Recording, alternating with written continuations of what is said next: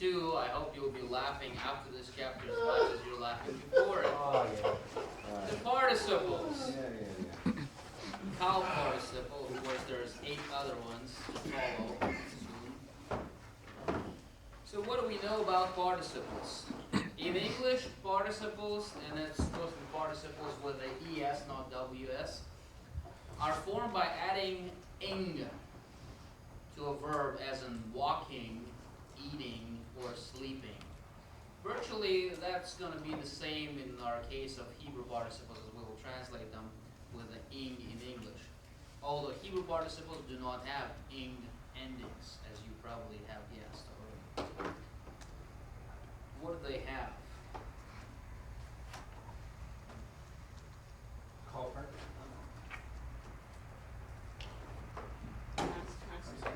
Because a participle is a verbal adjective, it shares the characteristics of both verbs and adjectives. So let's see how it shares the same characteristics. As a verb, the participle has a stem. In our instance, it's a call stem. And voice. Voice could be active or passive. What is the example of active voice statement? Who can tell me? I hit the ball. In which case you are I am active, performing the action. performing an action on the ball. What about I was hit by a ball? Passive. So you are in passive. Okay, very good. Yeah. So you still remember. And it also expresses some type of verbal action, such as running, studying. Okay, so it has a stem, voice, and expresses a verbal action. That is if the participle is acting as a verb. As an adjective, the participle has gender, which could be masculine or feminine, and a number, singular or plural, and is used much like an adjective. An adjective is usually used in 3 different ways. It could be used attributively, like in the sleeping student. It basically gives some attribute to the student, like Brian had just voiced it, right? Okay. It could be used predicatively, like the student is sleeping. Or substantively, studying requires discipline. Okay? So just like in any adjective, participle could maintain the same characteristics. Okay, call active participles for strong verbs. The participle inflects like an adjective with both gender and number. It is not inflected for person. Okay?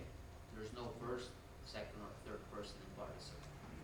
Major distinction from anything else we've learned so far.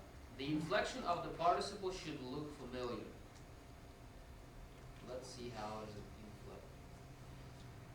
First of all, we should note that the holum in the first syllable of all forms is a diagnostic characteristic of the call active participle. It may also be written with holum vav, and this is the example. Kotel. The pattern OE, vocal pattern OE, is usually giving us a participial vocal pattern. O would be what kind of a pattern? O? Infinitive construct.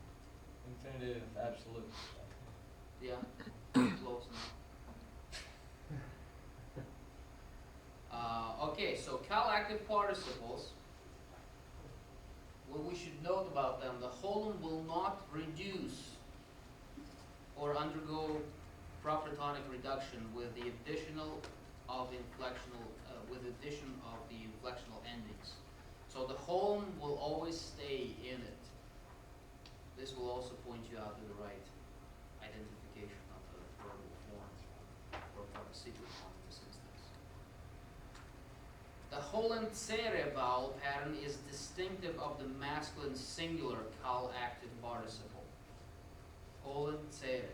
So if in this case we saw Holland-Sere in the previous example, this is actually distinctive for masculine singular cal-active participle. There might be other OE, for example, slow, or I don't think Shiva will ever appear in that pattern, but Segol could definitely be one of them. Okay, so let's look at the paradigm. For masculine, kotel will be kotelim, plural.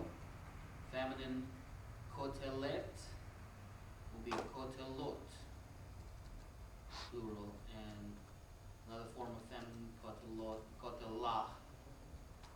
You see how the vowel pattern is different under the second type, feminine? Is there a reason for that? There's always reason for something. Do you know the reason for that? Read the chapter. We don't have time to go into it. There's about 30 slides in this presentation. Yeah. So there's about 15. So let's look at the first type of the cal-active participles for the weak verbs. We already discussed the strong verbs. Let's look at the weak verbs. Weak verbs are usually designated as first guttural or first noon, because usually those are the ones that are disappearing in conjugations. So for omed, in a singular form, plural will be omedim. For nifel, plural form will be nifelim. Omedet would be omedot. Nofelet will be nofelot. And that's something didn't print out. Let's see. Something didn't print out here. First noon.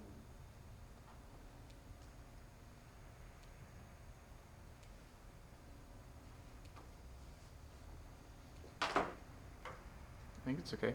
Yeah, No, it's, it's good. yeah, it's correct. My colon is just slightly above the noon and not to the left of it, so I was kind of looking what is different about that. And another feminine form, omedah and nofelah.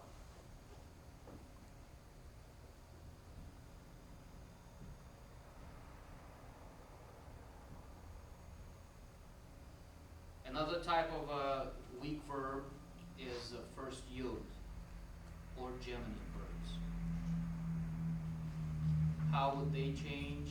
See yoshev and yoshevim, sovev and sovevim.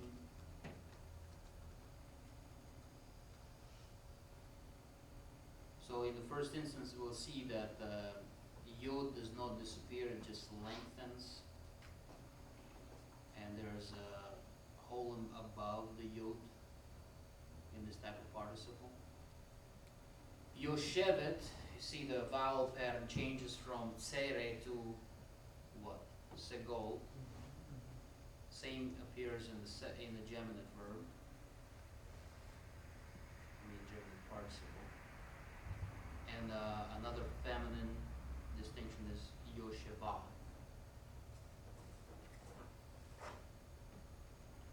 And for weak verbs type 2, there is a second guttural and a third a or ayin. Boher or shomea. The same thing in the second position, I mean in the feminine. Boher changes to all zeglets, boheret. But then look what's happening with the third hey. Shama'at is a vowel pattern. Instead of tsere or seglets, we'll see patach springing out. And and then shomea, you see comets, and hatef, patach, in the second feminine type. And all this is discussed in the book. I'm just showing you these examples so you can easily identify them later on. Motzeh, third aleph verb, participles. Motzet is a feminine form, or motzea, motzah, actually. Motzah. And the third type is the third hey participles, or biconsonantal. Bone, you see this pattern is actually holem segol as opposed to holem sere. And then for biconsonantal, it's actually the same form as a third masculine singular in the perfect verb. So come would be the same for kal, perfect, third masculine singular, and kal participle. Same form. Come. Okay. Bona. See, this one is a little bit tricky because it doesn't have O-A or O-A pattern. It has O-A pattern, bona.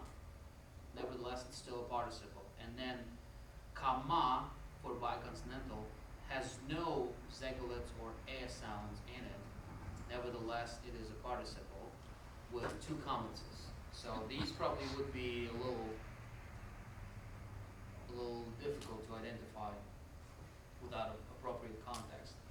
Bonia is a feminine form for third hey, second type feminine. Also, holem A pattern is not obvious in here. So it's comets that's appearing in third hey and biconsonantal ones. How will we use in a text call active participle? As we mentioned, the participle could be used as an adjective, and adjectives are usually used in three different ways.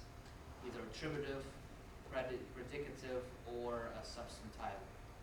So as attributive participle, it will directly modify the noun, and it will follow the noun and agree in gender, number, and definiteness. So if you see something following the noun, where is usually verb in a sentence? It is preceding the noun. Well, if you see some verbal form following the noun, and there's nothing after that verbal form that it could modify, then it's most likely participle. So by its place in the sentence and by its agreement with a noun in gender, number, and definiteness, you can figure out which noun it modifies. Okay, and that will be attributive use. That means that that participle will attribute some qualities to the noun. For example, in the following sentence, ha'am ha'yishev ba'aretz, the people who dwell or who are dwelling in the land. See, the who are dwelling is basically identifies the people or describes them in some way or gives them some attribute. People who are dwelling or who dwell in the land. Basically gives us some descriptive information about them. Okay, and you see ha'am is a noun in the first place in the sentence, and then participle follows it, unlike the verb. So if it was a simple sentence, the people dwell in the land, we would see it the verb first, then people in the land. And it would have probably a direct object marker Yeah. if you're constructing a different sentence. So it's a slightly different structure of the sentence that will also give you a good suggestion on translation.